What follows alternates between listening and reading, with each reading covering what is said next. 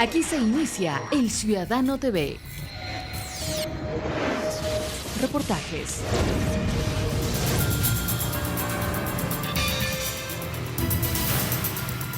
Noticias. Entrevistas.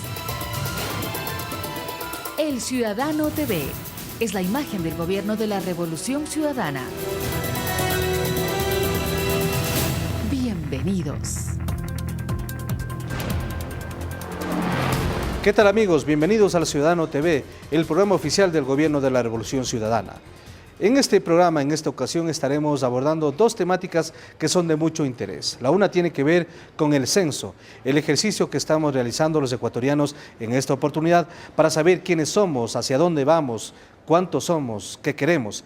Este esfuerzo que realiza el gobierno después de 10 años en que se realizó el último censo de población y vivienda. Y también estaremos tratando una temática de mucho interés y que ha sido recurrente en estas últimas semanas, la inseguridad, especialmente en la ciudad de Guayaquil. Para ello dialogaremos con el ministro coordinador de Seguridad, Miguel Carvajal. Vamos a continuar con más información con Javier aquí en El Ciudadano TV. ¿Qué tal, Marco Antonio? Empezamos de inmediato entonces con el desarrollo de esa información. Estudiantes acreditados por el Instituto Nacional de Estadísticas y Censos, INEC, realizan este domingo el Censo Nacional de Población y Vivienda 2010. En el siguiente reportaje les recordamos cómo debe actuar ante emergencias o denunciar alguna anormalidad en caso de ser interrogado sobre datos personales, financieros o legales, que a propósito usted no los debe dar. Además, vea cuántas preguntas contiene el formulario y cómo están estructuradas. Este es el formulario que los encuestadores llenarán al momento de censarlo. Existe una parte del registro que los alumnos deben completar por observación, como el tipo de vivienda y los accesos a ella. El cuestionario comprende 4 secciones con 71 preguntas sobre datos de su vivienda, donde debe detallar, entre otras cosas, el tipo de construcción. Datos del hogar, que es un detalle de cómo vive su familia, con qué servicios cuenta y cómo accede a ellos. Remesas de migración, para conocer cuántos integrantes viven fuera del país, y datos de población, que detalla los nombres, características generales que incluye la autoidentificación étnica, educacionales, económicas, estado civil, fecundidad y mortalidad de los habitantes de cada vivienda. Recuerde que toda información que proporcione a los encuestadores está protegida por la Ley de Estadísticas. El formulario no contiene preguntas sobre su cédula de identidad, cuentas bancarias, tarjetas de crédito, propiedades, antecedentes o situación legal. En caso de ser abordado sobre estos u otros temas fuera del cuestionario, comuníquese al 1800-080808, que es la línea gratuita activada por el INEC para recibir novedades y emergencias. 361.000 alumnos realizan el censo en todo el país. Dependiendo del número de integrantes de cada vivienda, la encuesta tomará unos 20 o 30 minutos. Los hospitales, cárceles u hoteles serán encuestados por profesores de los colegios, las zonas de fronteras por militares y los sectores rurales de difícil acceso entre el 28 de noviembre y 5 de diciembre. Hasta el mediodía de lunes rige la ley seca, mientras que la inmovilidad termina a las 5 de la tarde, independientemente de si ya fue censado o no. Si debe salir de su casa por alguna emergencia personal o familiar, debe llamar al 1800-080808 o tomar contacto con el representante del INEC que dirige al grupo del censo en su sector. En Quito, Yocondalor, El Ciudadano TV. Las cifras que arroja el censo que se está llevando a cabo en el país no solamente indicarán cuántos habitantes tiene el Ecuador, sino también servirán para promover programas gubernamentales que beneficien a diversos sectores sociales. 80.000 miembros del orden trabajan por la seguridad de todos en este día. Veamos. Saber cuántos somos y de dónde somos es quizá la parte más conocida por todos a la hora de resaltar la importancia de realizar un censo. Pero además, este proceso sirve para determinar la cantidad de servicios públicos como de transporte, salud, vivienda, conocer otros datos importantes como el nivel socioeconómico y educación de la población, además de determinar las tasas de crecimiento y mortandad. Información que es de vital importancia para el gobierno porque le ayuda a planificar obras y crear programas en beneficio de la ciudadanía. Este domingo se encuentra activado el Centro de Comunicaciones con las Fuerzas Armadas, Policía Nacional y la Secretaría de Riesgos para monitorear el proceso. 40.000 policías y 40.000 militares han sido distribuidos a nivel nacional para garantizar el bienestar de estudiantes, empadronadores, jefes de zona y mantener la seguridad durante este día. Recordamos que se encuentra activa la línea gratuita 1-800-080808 para denunciar cualquier tipo de anomalía. Una de las novedades que se vivió durante la campaña de comunicación e información sobre el censo que se está realizando fue la impulsada por los afroecuatorianos para su autoidentificación. La campaña de autoidentificación étnica afroecuatoriana persigue revalorizar las raíces de la población afrodescendientes, partiendo de información veraz y fidedigna de los indicadores necesarios para la elaboración de planes y proyectos de desarrollo efectivos y eficientes, fundamentados en los indicadores que se generarán a través del censo. En Quito, Alejandro Álvarez Tapia, El Ciudadano TV. Además del censo poblacional, el INIC también desarrolla hasta este mes de noviembre el censo económico, en el cual alrededor de 650.000 negocios son encuestados con el objetivo de actualizar el mapa económico del país. Los resultados se entregarán en el primer semestre del 2011. El objetivo de esto es prácticamente actualizar este tipo de información y obtener un nuevo directorio de empresas, ¿ya? Con el objetivo de volver a tomar ese directorio de empresas y sacar muestras para realizar nuevas investigaciones a futuro. De esta manera, Barragán explica la importancia del Censo Nacional Económico, que inició a nivel nacional el pasado 6 de septiembre y concluirá a finales de noviembre. Este censo, que no se lo realiza desde el año 80, también servirá para decisiones de políticas públicas, planificación de gobiernos seccionales y para estrategias que deseen aplicar las empresas. Para saber más o menos cuántos lugares hay en todas partes, ¿no? Restaurantes, tiendas y todo eso, para que todo el mundo sepamos en un momento dado pues a dónde podemos ir. Quieren hacerlo cada cierto tiempo, cada 10 años, para que vea si que crece o no. Se tiene previsto que alrededor de 150.000 establecimientos en la provincia del Guayas y Santa Elena serán censados, mientras que a nivel nacional, donde hay alrededor de 1.298 empadronadores, los negocios a censar suman 650.000. El formulario que es llenado por los empadronadores tendrá un tratamiento especial, pues en esta ocasión no serán digitalizados sino escaneados, con lo que se evitará cualquier cambio en la información recabada. Este censo no es comparable metodológicamente con el de 1980, pues en ese año solo se visitó a los sectores de manufactura, comercio y servicios, mientras que en esta ocasión ingresarán todas las empresas que realicen actividades de administración pública o intervención financiera. Desde Guayaquil, con cámaras de Alfredo Álvarez, Catherine Ulpo, El Ciudadano TV. El Ciudadano TV se retransmite por Radio Nacional del Ecuador en sus frecuencias 600 AM en la ciudad de Guayaquil. Radio Pública y sus 5 frecuencias, 100.9 Quito, 105.3 Guayaquil, Cuenca 88.9, Manabí 88.1 y Macas 88.5 frecuencia modulada. También en Riobamba, TVS, Canal 13. En Cañar y Azuay, Unción Televisión, Canal 25. Y en Manabí, Capital Televisión, canales 24 y 28. Después del corte les mostraremos algunas acciones que el gobierno nacional ejecuta en la ciudad de Guayaquil para contrarrestar las invasiones y con ello problemas de salud e inseguridad. Siga con nosotros. Todos tenemos que mantenernos en casa hasta las 5 de la tarde, independientemente de si hayamos sido censados o no.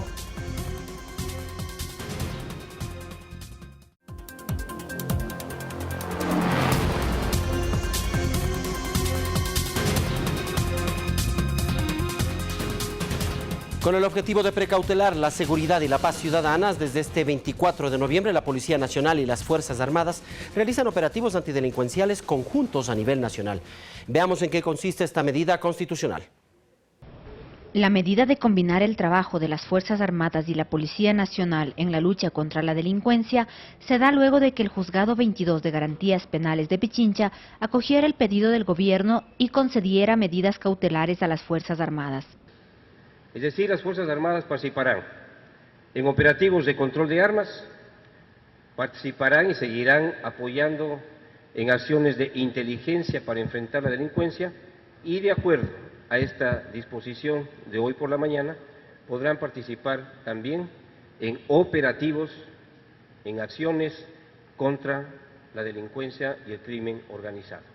Esta medida permite que las Fuerzas Armadas salgan de forma indefinida a las calles, con el objetivo de proteger a los ciudadanos ecuatorianos. Esta es una medida cautelar constitucional de protección de derechos, por lo tanto no implica ninguna restricción a derecho constitucional alguno de la población ecuatoriana. Contemplan también la vigilancia permanente y tomarán las medidas necesarias para impedir la proliferación de invasiones en el Cantón Guayaquil, ya que esta es una fuente de generación de violencia y de inseguridad para la ciudadanía. Queremos convertir a Guayaquil, y esas son las soluciones estructurales de largo plazo, incluso para mejorar la seguridad, ¿no? Cuando no hay ni espacios verdes donde jugar, se genera un clima de violencia estructural. Guayaquil es la ciudad con menos metros cuadrados de espacio verde por habitante. Esa situación de violencia estructural es cuando un niño no tiene un espacio verde donde jugar, cuando lo que tiene es basura, piedras, no césped, no canchas deportivas, etcétera. En las próximas 3 semanas se tomarán medidas adecuadas para la protección de la represa Chongón y sus alrededores del canal de trasvase Daule-Peripa, amenazadas por traficantes inescrupulosos de tierras contra quienes se iniciarán las respectivas acciones legales de manera inmediata. También el Gabinete de Seguridad ha solicitado a la Asamblea Nacional acelerar el tratamiento de las reformas penales, las cuales fueron propuestas en julio pasado y que serán tratadas en primera discusión en el mes de diciembre. En Quito, Catalina Llanes, El Ciudadano TV. Dentro de las acciones contra la inseguridad, el gobierno nacional se ha propuesto erradicar las invasiones, asentamientos desordenados en lugares inhóspitos que ponen en riesgo la salud, seguridad y la vida de las personas. En el siguiente reportaje les mostramos más sobre la urgencia de enfrentar la proliferación de este fenómeno que afecta principalmente a la ciudad de Guayaquil. Son cientos de hectáreas de terreno, miles de personas que desde la década del 50 del siglo pasado invadieron Guayaquil. Parroquias como La Febres Cordero, una de las más populosas de la urbe porteña, tienen su origen con las invasiones. Le siguen Los Guasmos, la Isla Trinitaria y toda la zona del Estero Salado, Bastión Popular, Flor de Bastión, entre otros sectores.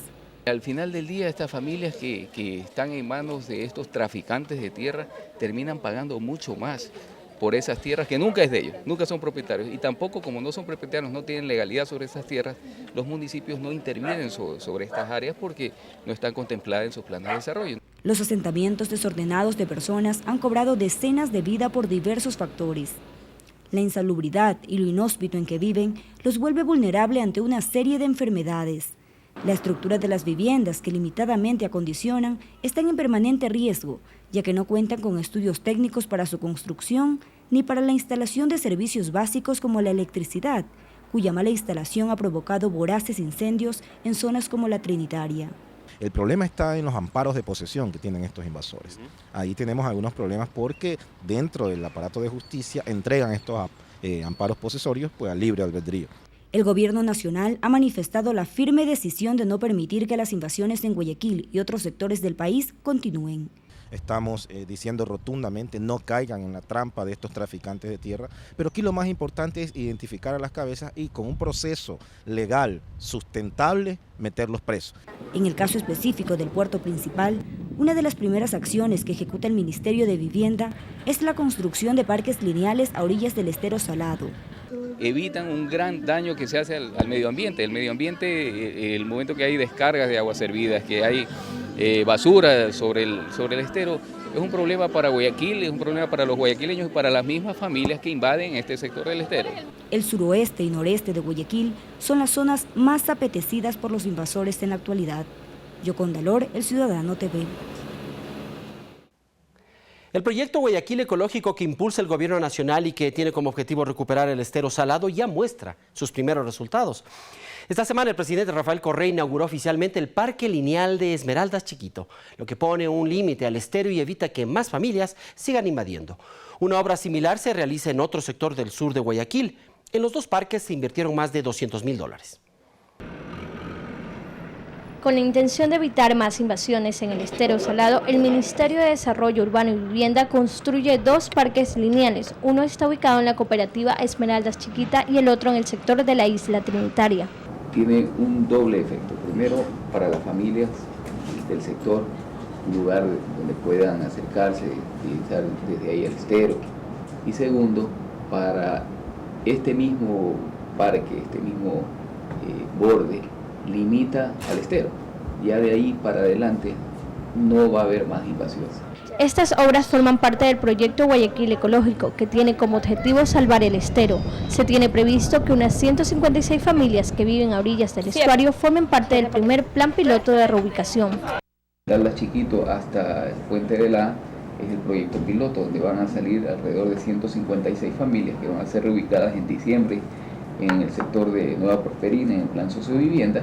Alrededor de $41.000 es el costo del parque lineal en la cooperativa Esmeralda Chiquita. La construcción ha sido recibida con agrado por parte de los habitantes de este sector del sur de la ciudad. Hoy en día nuestra vida ha cambiado porque tenemos viviendas dignas para vivir nosotros y nuestros hijos. Y agradecido mucho por el parquecito que nos han hecho. Gracias a Dios que nos han ayudado con este parque que está cerca, a unos pasos de traerlos caminando, porque antes cogíamos una camioneta y los llevábamos a otro parque para poder jugar. Actualmente la construcción del parque lineal de la isla Trinitaria está en la etapa de relleno. La empresa Ismael Ward tiene previsto concluir la obra en el mes de diciembre. Esta obra, que tiene aproximadamente 500 metros de largo, cuesta más de $200.000. Encima de esta capa, la última, que ahí ya se recibe un material que se llama la subbase. Ya para entonces de ahí ya se viene a cometer lo que es aceras, adoquinados, bordillos y todas esas cosas. Desde Guayaquil, con cámaras de Alfredo Álvarez, Catherine Ulpa, El Ciudadano TV. La acción de las autoridades locales es el apoyo fundamental para la lucha contra la inseguridad en el país. Sin embargo, en varias ciudades del Ecuador esta no es evidente. Tal es el caso de Guayaquil, donde sus ciudadanos demandan equidad en la obra municipal. Cristian Caiza constató cómo viven los habitantes de los sectores marginales de la ciudad, quienes aseguran jamás haber visto al alcalde de Guayaquil, lo cual también se refleja en la falta total de infraestructura básica. Este es el Guayaquil que no se muestra y que por ende no lo conocemos. A estos sectores populares la regeneración urbana nunca llegó, como tampoco a estos barrios del centro de la ciudad, a escasos metros de la principal arteria, la 9 de octubre, y del Palacio Municipal. Eso es esta ciudad que la gente no conoce. Conoce la cara bonita, pero hay un cuerpo aquí enfermo. Esto sucede en el puerto principal. Los habitantes de sectores como la cooperativa de vivienda Pablo Neruda en el Guasmo Central desconocen dónde y cómo se invierten los recursos que el Estado entrega al municipio guayaquileño, puesto que a esta zona no le ha correspondido nada. Aquí prácticamente de generación urbana no conocemos, simplemente las generaciones urbanas son para el área de San Borondón, son áreas donde están las ciudadelas ubicadas, pero en el área donde están los sectores populares, los sectores marginales de la ciudad, él nunca ha llegado hasta ese momento ahí. Las necesidades básicas de estos guayaquileños no han sido atendidas por el municipio, cuyo primer personero no ha sido visto hace mucho tiempo por estos barrios. Los moradores de los sectores populares de Guayaquil conocen solo por fotos o por la televisión a su alcalde, quien por estas calles no camina. El alcalde viene cuando hay para un voto y camina por la calle de la principal, de la pavimentada, para acá adentro no se enlodan ni se ensucian los zapatos. Ya es hora que nos ayude el señor alcalde. Aquí todos somos seres humanos y deberíamos vivir dignamente, no así. En 20 años que tengo viviendo aquí en este sector, el alcalde, siendo un hombre guayaquileño, nunca se ha preocupado prácticamente por revisar los sectores marginales de Guayaquil. Calles de tierra y lodo, llenas de agua y basura.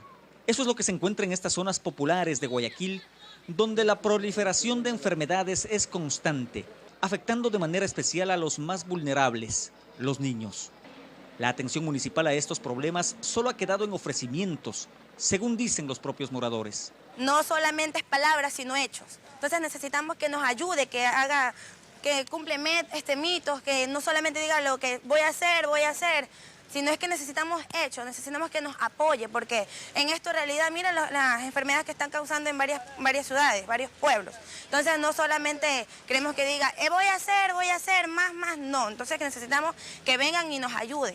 La esperanza es lo último que pierden estos guayaquileños que se sienten excluidos por su alcalde, pero que ven en la acción del gobierno nacional una oportunidad para mejorar sus precarias condiciones de vida. Los otros presidentes no han ayudado a nadie. Y el señor presidente se ha ayudado. Usted sabe que para cambiar un país no se lo cambia en 4 ni 5 años, se necesita media década para cambiar un país. Entonces, pues esperamos que el señor Nebo, en vez de ponerse a estar discutiendo, que se preocupe más por el pueblo. Son historias de guayaquileños humildes, sinceros, como es la característica del habitante de esta ciudad, que no es mostrada en su verdadera dimensión y que reclama más equidad y transparencia. Con imágenes de Cristóbal Hidalgo, en Guayaquil, Cristian Caiza, El Ciudadano TV. Están a su disposición las páginas electrónicas www.presidencia.gov.es, elciudadano.gov.es, andes.info.es y confirmado.net.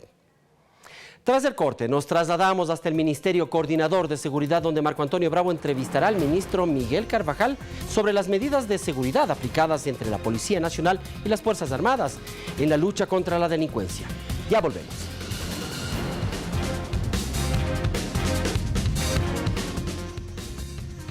Si es que la persona está en otra ciudad, no se preocupe porque a esa ciudad también será censada. Supongamos un hipotético caso que una persona se fue de vacaciones y está en un hotel en Esmeraldas. Ese hotel en Esmeraldas también será censado. O una persona se encuentra en Galápagos, quizás en alguna embarcación. Las embarcaciones son flotantes, es una vivienda flotante y es un tipo de cuestionario que también hay.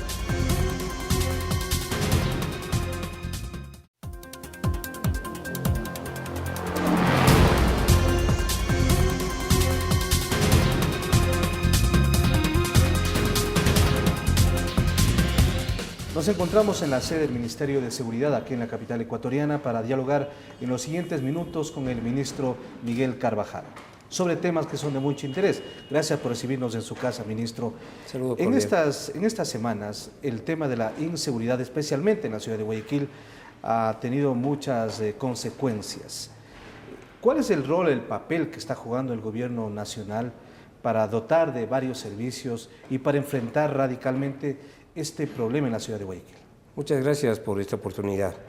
Mire, en todo el país tenemos nosotros niveles de inseguridad que han crecido desde el año 2000 para acá. Esto hay que verlo en perspectiva. La tasa de aceleración, por ejemplo, de homicidios y de robos ha sido alta en el país. Nosotros estamos como país menos de los promedios latinoamericanos. Ya. Homicidio tenemos 19 por cada 100.000 habitantes, a nivel latinoamericano es 26. Pero evidentemente esos niveles son muy altos para la sociedad ecuatoriana, son inaceptables para nuestro gobierno, para nuestra sociedad. ¿Se han incrementado en los últimos años? Se han incrementado porque mantenemos un nivel constante de aceleración. Esa aceleración hemos logrado detenerla, pero no hemos logrado quebrar la tendencia. Y el reto que tenemos es quebrar la tendencia, ¿no? Pero ya haber logrado desacelerarlo es muy importante. Durante este año nosotros hemos realizado un trabajo muy fuerte, particularmente en las provincias en donde tenemos los mayores niveles de delitos de inseguridad, que son las provincias de la costa y la provincia de Pichincha, y obviamente también la ciudad de Guayaquil. Se han logrado en las estadísticas nuestras importantes niveles de estabilización, pero no de quiebra, ¿no?, en la ciudad de Guayaquil. Pero tenemos niveles todavía muy altos, inaceptables.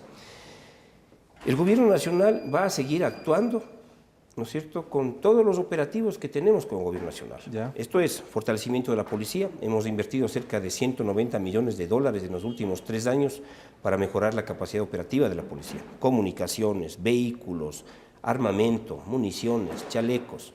Pero esta inversión tenemos que seguirla haciendo. Pero la responsabilidad es de todo el Estado. Y todas las autoridades del Estado, designadas o electas, tienen la obligación de coordinar, de cooperar para proteger los derechos de la población. Y este es un tema fundamental. Y este tema no se ha dado en la ciudad de Guayaquil, porque el gobierno local, el municipio, el alcalde, no ha tenido este acercamiento, esta colaboración con el gobierno. Mire, todos los alcaldes tienen la obligación de participar sin poner condiciones. Sin poner condiciones. Nebot lo está imponiendo. Y yo lamento que ponga condiciones, pues. Y vamos a tratar luego las condiciones que aparentemente ha querido plantear el alcalde Nebot. Pero decía, tenemos que trabajar el gobierno nacional con políticas, fortaleciendo en este caso a la policía. Tienen que trabajar los gobiernos locales. El tema de la seguridad tiene que ver con control, tiene que ver con represión.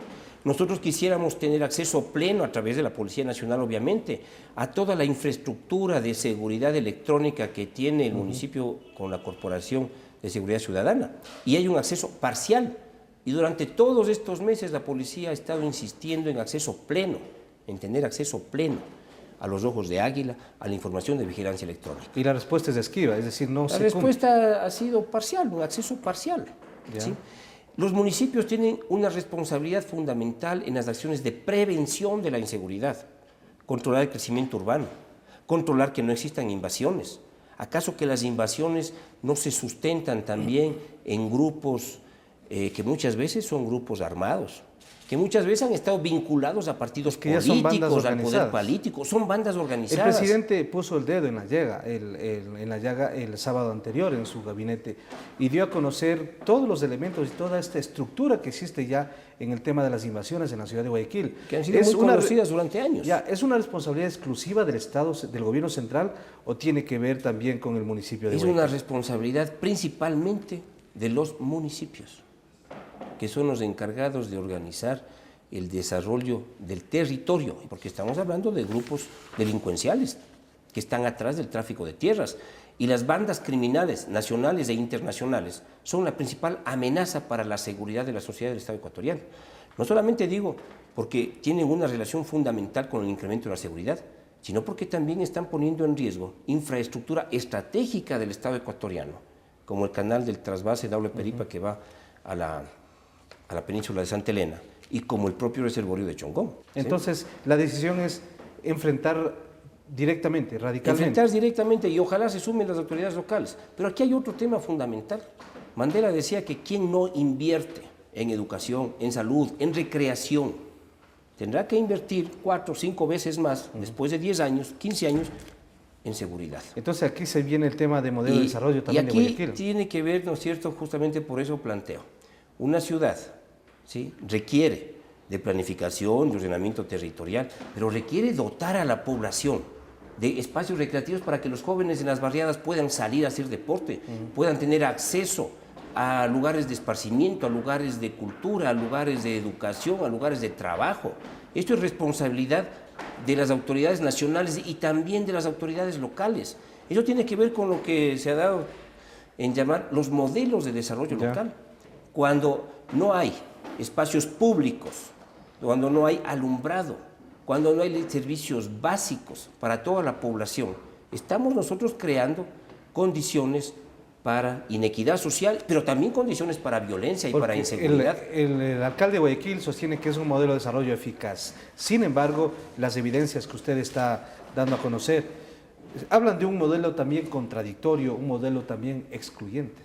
Mire, Guayaquil, ya que usted plantea el tema, es una ciudad que obviamente ha avanzado en algunos temas urbanos muy importantes, pero también es una ciudad que mantiene profundas inequidades sociales, profundas inequidades económicas en la población.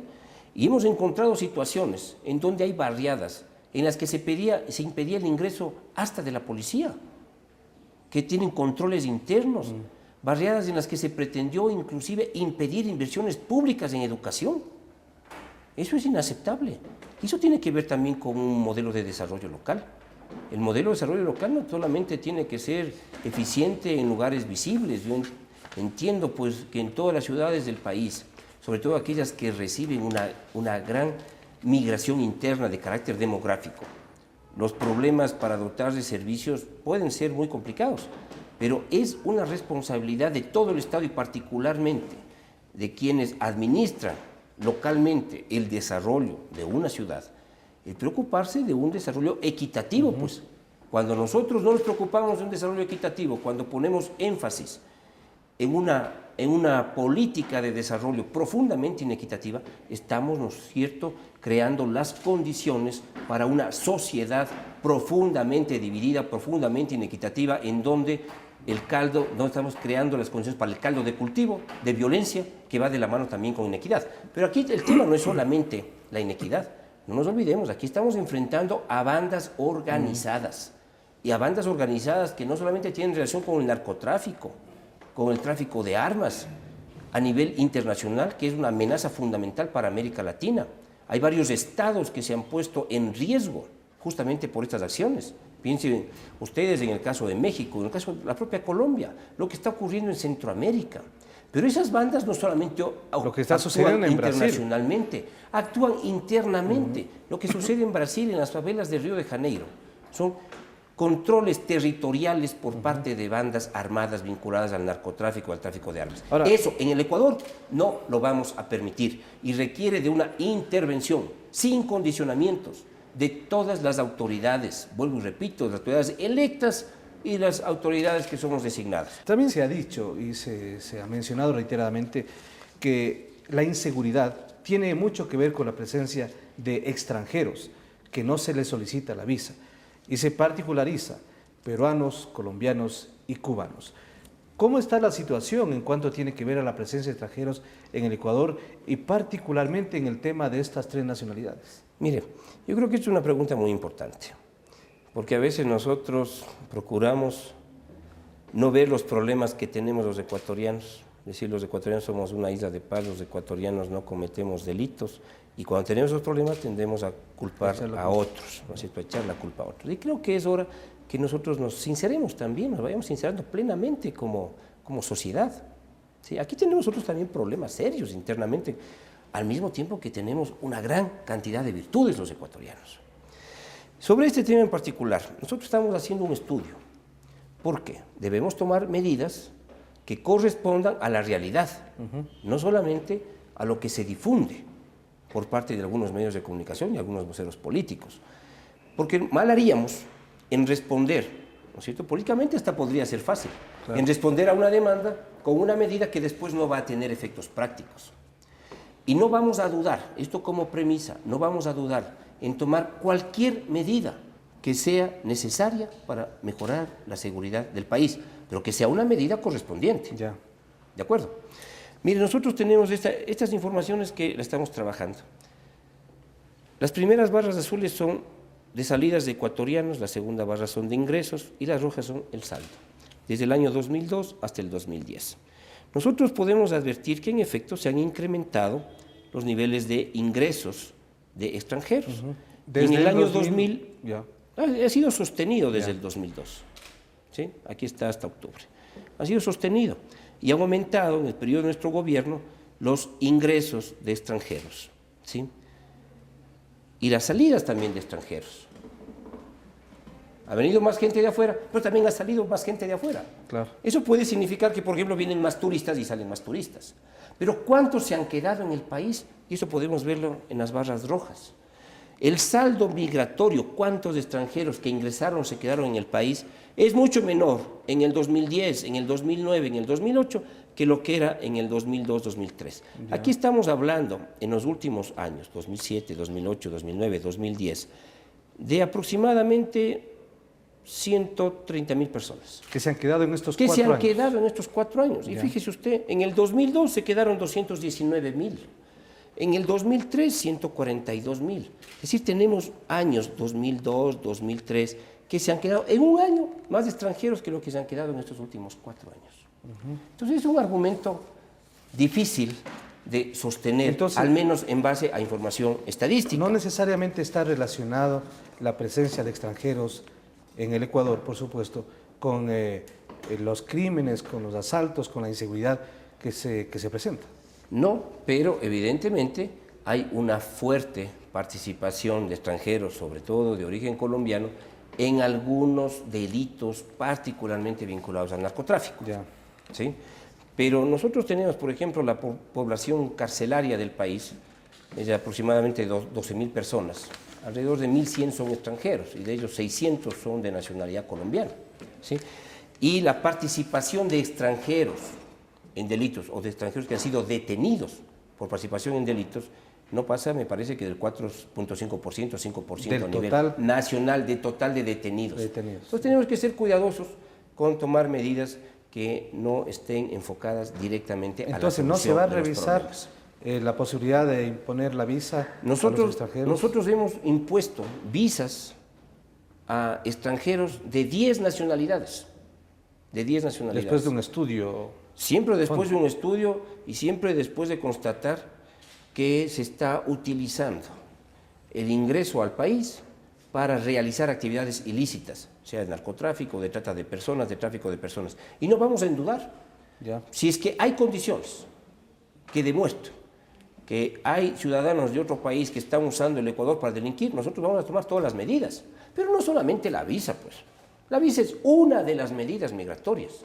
Nosotros vamos a tomar y estamos tomando medidas que tienen que ver con transparentar la presencia de extranjeros en el país, por ejemplo, en condición de refugio.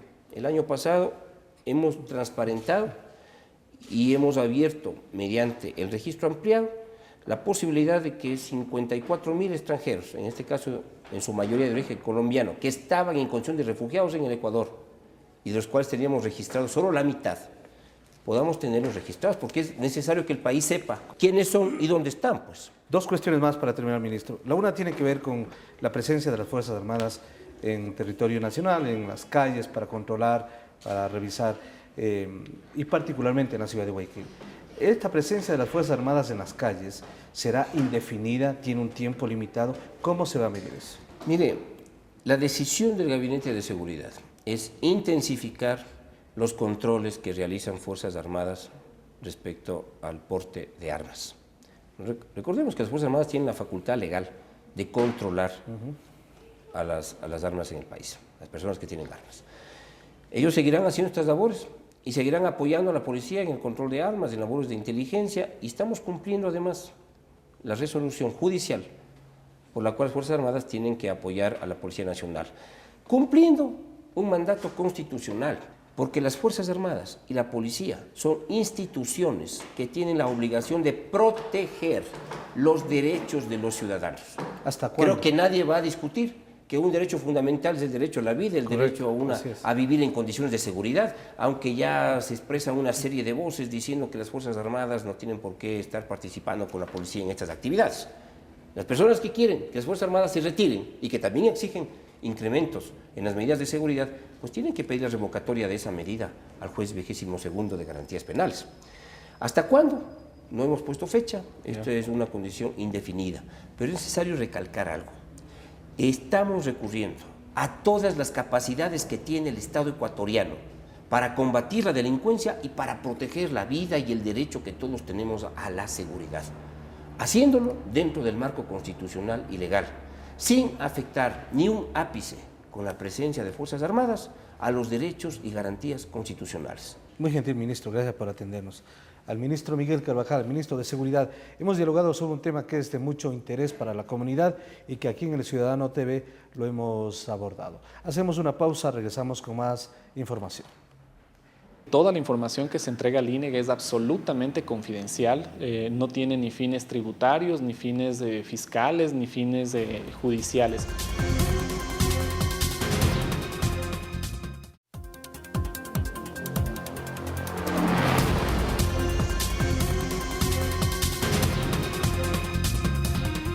Este martes 23 de noviembre, 5 compañías petroleras que operan en el país renegociaron sus contratos de prestación de servicios con el Estado ecuatoriano. La nueva figura recupera la soberanía del país sobre el petróleo y garantiza mayor inversión por parte de las petroleras, lo que incrementará considerablemente la producción. Luego de 119 días de renegociaciones, el Estado ecuatoriano llegó a un acuerdo con las compañías Achip Oil de Italia, Enapsipec de Chile, Andes Petroleum Ecuador, Petrooriental de Chile y Repsol de España para la explotación de petróleos en el país. Estos convenios representan mayores beneficios económicos para el Estado, mayor participación en la renta petrolera, reducción de costos y aumento de la producción. Se le paga una tarifa a la compañía que presta los servicios. El Estado es dueño del petróleo, 100%. Las inversiones son a cargo de la contratista. Las inversiones de riesgo exploratorio 100% no serían reembolsables. Con la renegociación, el Estado recibirá un total de $1.207 millones de inversión en producción y explotación. Tendrá ingresos actualizados de $5.3 millones e ingresos corrientes de $8.6 millones. La renta petrolera en promedio sube del 70 al 80%. En la actualidad, las compañías que operan los 8 bloques aportan con el 86% de la producción petrolera nacional. Ese es el caso de la chilena Enapsipec, que tiene a su cargo los campos Mauro Dávalos Cordero, Biguino, Huachito e Itracampos. Chile no podía restarse de este esfuerzo de renegociación que está haciendo el país. Nos pusimos inmediatamente a disposición de las autoridades para iniciar las conversaciones y la renegociación de estos contratos. Con la renegociación de los contratos, el Estado también recibirá 245 millones adicionales por cada dólar del incremento en el precio internacional de petróleo. Asimismo, las empresas renuncian explícitamente a cualquier reclamo o indemnización relacionada con el oleoducto de crudos pesados. Que todas y cada una de las metas, los objetivos de gobierno, de política pública que se plantearon para esta negociación han sido alcanzados. Ciudadanos, el petróleo es nuestro, es del Ecuador. Y hoy, después de este día y de este evento, el petróleo es más nuestro que nunca. Ecuador asumirá los campos petroleros de las empresas Ecuador TLC Petrobras, Canadá Grande, Energy Development Company y CNPC, con las cuales se llegó a un acuerdo amistoso para terminar con los contratos. Estas instalaciones pasarán a ser administradas por Petroecuador y Petroamazonas. Javier Benalcázar, El Ciudadano TV. El Gobierno Nacional hizo el lanzamiento de la Agenda Sectorial de la Política, la misma que se enmarca en la participación ciudadana y el diálogo con todos los sectores del país. Este documento abarca 7 hitos en los que se destaca la consolidación, una gestión pública transparente y la aplicación de justicia y participación política para todos. La apertura al diálogo con todos los sectores sociales, políticos y de la producción del país fue uno de los puntos resaltados por la ministra coordinadora de la política, Doris Solís, durante la presentación de la Agenda Sectorial de la Política. Uno de los temas de importancia es lograr desarrollar un trabajo coordinado con los gobiernos seccionales. Para esto, en los próximos meses se conformarán los denominados consejos sectoriales de la política. Nuestro Estado constitucional de derechos plantea elementos esenciales para avanzar en una nueva república y caminar una ruta de una nueva forma de hacer política. La ministra destacó que uno de los ejes de trabajo será la política pública transparente e indicó que el Consejo Sectorial de la Política estará conformado por delegados del Ministerio de Justicia, de Coordinación Política, del Interior, la Secretaría de los Pueblos, la Secretaría de Transparencia y Gestión, la Secretaría Nacional de Comunicación, la Secretaría Jurídica de la Presidencia y el ECORAE. También recordar que la gobernabilidad está muy vinculada y relacionada con la seguridad ciudadana. La política del Estado o la estructura del Estado nunca reconoció o evidenció que las nacionalidades ancestrales tenían su propia estructura política. De ahí que hubo una superposición, ya un primer factor de conflicto, obviamente con una visión colonialista. La ministra resaltó el trabajo que realiza la Secretaría Nacional de Comunicación al permitir un verdadero acceso a la información por parte de la ciudadanía en cuanto a comunicación libre, intercultural, incluyente, diversa y participativa, y haber garantizado por primera vez en la historia del país la existencia de medios públicos. Nuestra misión es la de promover, en definitiva, una ciudadanía activa. Nuestro desafío ciertamente es la revolución comunicacional. En Quito, Alejandro Álvarez Tapia, El Ciudadano TV. El Ministerio Coordinador de la Política es el encargado de construir espacios interinstitucionales democráticos de participación y diálogo. Es el puente entre el Ejecutivo y la Asamblea Nacional, gobiernos autónomos u otros actores sociales.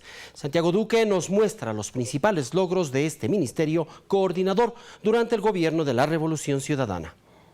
El Ministerio Coordinador de la Política tiene como meta la articulación de la gobernabilidad del Ecuador entre varios sectores de la sociedad. El logro más importante de esta cartera de Estado desde su creación en este gobierno ha sido el alto grado de participación y coordinación intergubernamental. Con la articulación entre el Ejecutivo y el Legislativo se ha logrado, por ejemplo, la aprobación de varias leyes importantes y la creación de instancias como el Banco del Sur y el Sistema Único de Compensación Regional, además de una correcta rendición de cuentas. El Ejecutivo ha rendido cuentas permanentemente a la Asamblea. Somos respetuosos de su rol de fiscalización y vea usted que han existido más de 200 comparecencias y 2.500 expedientes informando a la Asamblea por parte de los diferentes ministerios. Otro aspecto que Doris Solís destaca es la coordinación general de varios procesos de integración y diálogo que han dado buenos resultados. Distintos niveles de gobierno debemos ir a la construcción de de un Estado democrático, un Estado transparente, un Estado participativo, un Estado intercultural. Y esos son temas políticos fundamentales que ahora con esta potestad que tenemos nosotros desde el Ministerio, a partir del decreto 410 que el presidente emitió y nos encargó esa coordinación, yo lo he puesto como una de las agendas compartidas con alcaldes, prefectos y juntas parroquiales. En Quito, Santiago Duque, El Ciudadano TV. Después del corte entrevistaremos al director del Instituto Ecuatoriano de la Propiedad Intelectual, Andrés Icaza, con quien dialogaremos sobre el tema de licencias obligatorias de propiedad intelectual. Quédese con nosotros. Recordar, por favor, darle la máxima apertura y calidez posible al empadronador, empadronadora que se va a acercar.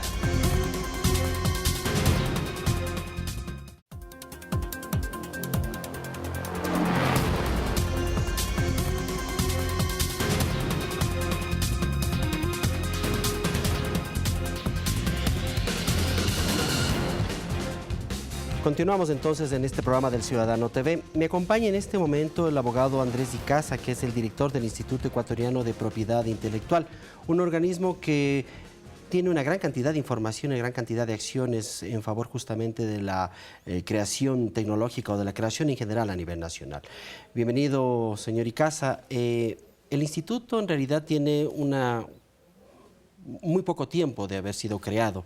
¿Qué ha venido haciendo durante todo este tiempo para un poco proteger la creación de los autores ecuatorianos en todos los ámbitos, en todas las áreas? Bueno, muchísimas gracias por la entrevista. El Instituto Ecuatoriano de Propiedad Intelectual es creado a través por ley en el año 1998. ¿Ya? Sin embargo, ha tenido durante todos estos años una visión diferente de lo que ha sido la propiedad intelectual. Es ahora que hemos podido lograr una visión de generar a la propiedad intelectual como un mecanismo para el desarrollo. La propiedad intelectual puede ser utilizada como un mecanismo de restricción al acceso de la propiedad, al acceso al conocimiento. Sin embargo, también puede ser utilizada como un mecanismo para el desarrollo del país. Entonces, hoy en día hemos estado trabajando para poder lograr que la propiedad intelectual sea un mecanismo para el desarrollo. En virtud de eso, el instituto se encuentra marcado en los 3 ámbitos de la propiedad intelectual. En el ámbito de derechos de autor y derechos conexos, que busca la protección de todas las obras de la creación ecuatoriana. También dentro del ámbito de propiedad industrial, que registra todo el ámbito de marcas, de patentes. Y el ámbito de obtenciones vegetales y conocimientos tradicionales, es donde se registra todas las variedades vegetales que se producen, que se crean.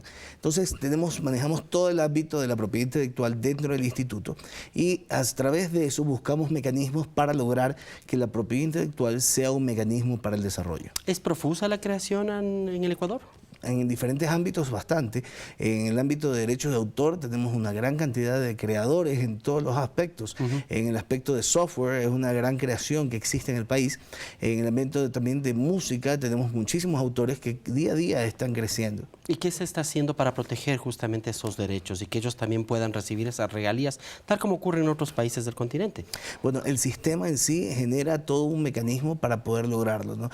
Lo principal es que el titular, los titulares de los derechos tengan conocimiento de cómo funciona el sistema, cómo funciona el sistema de derechos de autor, cómo funciona el sistema de propiedad industrial y cómo funciona el sistema de derechos de obtenciones vegetales. A través del conocimiento, ellos van a poder sacar provecho de este mecanismo para poder generar desarrollo de su empresa. En este ámbito se está inscribiendo el Centro de Apoyo para la Tecnología y la Innovación que ustedes están creando, están montando. Así es, los CATIs son Centros de Apoyo a la Transferencia e Innovación. ¿Y a qué se refiere esto? La información que se encuentra dentro de las bases de datos de patentes es información pública, es información que puede ser accesible para todos los ecuatorianos y para todo el mundo. Esa información genera la información de los últimos inventos que se están desarrollando en tal tecnología en cualquier parte del mundo. Entonces, aquí nuestro sector camaronero, por ejemplo, podría conocer cuál es la última tecnología que se está inventando para el desarrollo o crecimiento de camarón.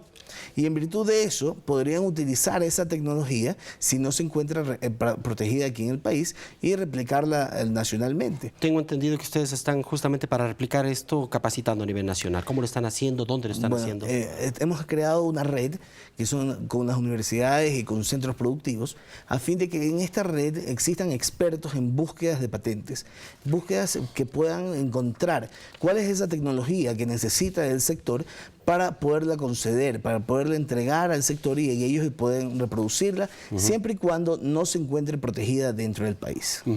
Hay un problema con respecto al tema de la creación. El Ecuador es un país bastante mega diverso, tiene una serie de creaciones, incluso también a nivel natural y cultural. ¿Cómo está el instituto tratando de proteger o protegiendo justamente esa sabiduría ancestral, por ejemplo, que nosotros tenemos, o nuestras culturas aborígenes tienen desde hace miles de años? Claro, nosotros hemos abierto un área que es la de conocimientos tradicionales y biodiversidad. En esta área se busca dar protección a los conocimientos tradicionales que se encuentran asociados a la biodiversidad. Justamente, ¿protección contra quién? Protección contra entes biopiratas, se denomina a nivel mundial la biopiratería, en la cual vienen agentes extranjeros a tomar recursos nuestros con conocimientos tradicionales de nuestras poblaciones y nuestros pueblos indígenas, y toman la información y la reproducen y generan un medicamento, generan un producto cosmético, etcétera, sobre el conocimiento de nuestras comunidades y pueblos ancestrales. Entonces, esto ha sucedido a nivel mundial, ha sucedido sobre todo en los países megadiversos. En India está sucediendo muchísimo, en los países andinos sucede mucho también. Y nosotros es necesario volcar nuestros ojos a dar protección a esto que en muchos casos puede ser hasta más valioso que el petróleo. ¿Ha habido algún caso específico que usted nos pueda mencionar, por ejemplo, de protección en donde el IEPI ha actuado? Bueno, recién nosotros hemos desarrollado esta dirección. Estamos haciendo búsquedas, sobre todo en patentes en los otros países, para determinar casos en los cuales ha existido una solicitud de patente de un producto que sea originario del Ecuador sobre recursos biológicos nuestros. Ahora se reclama y se pide la nulidad de esa patente para que den de baja esa patente a nivel internacional. ¿En qué caso específico ustedes han pedido? Aquí en el Ecuador, lastimosamente, han habido casos en los cuales se ha detectado los casos de biopiratería. Sin embargo, antes no se hacía absolutamente nada, no se podía hacer nada. Hoy en día ya vamos a poder hacerlo, ya vamos a poder generar acciones contra estas organizaciones y también solicitar la baja de las patentes internacionales. ¿Es posible revertir eso y que el Ecuador vuelva o pueda beneficiarse justamente de esa reversión? Por supuesto que sí, porque en el momento en que toman la titularidad, ni siquiera el Ecuador podría exportarlo hacia ese país, o sea, ni siquiera el Ecuador podría utilizarlo, porque solamente es esa empresa la titular en el país en el cual han generado una protección.